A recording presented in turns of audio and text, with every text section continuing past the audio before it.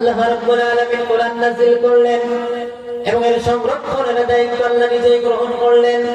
কিন্তু আমরা যদি একটু লক্ষ্য করি তাহলে দেখব বিশ্বনবী জনাব মুহাম্মদ রাসূলুল্লাহ সাল্লাল্লাহু আলাইহি ওয়াসাল্লাম থেকে নিয়ে শুরু করে এই পর্যন্ত এই কোরআনুল কারীমকে উৎখাত করার জন্য এক শ্রেণীর মানুষেরা তারা উঠে পড়ে লেগেছিল। কথা বলেন ঠিক কিনা?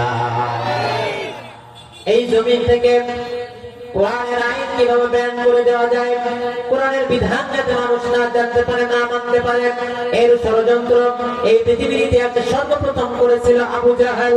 কথা বলেন ঠিক কিনা? প্রিয় ভাইয়েরা আমার, এই আবু জাহেল কোরআনের বিপক্ষে লেগেছিল, রাসূলের বিপক্ষে লেগেছিল, আল্লাহর বিপক্ষে গিয়েছিল।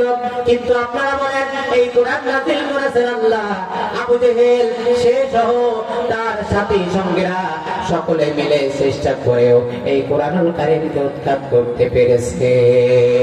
কেন পারে নাই? কারণ হলো একটা, এই কোরআন নাযিল করেছেন আল্লাহ, আর এর সংরক্ষণ করার দায়িত্ব আমার আল্লাহ তাআলা নিজে নিয়েছেন। বলেন সুবহানাল্লাহ।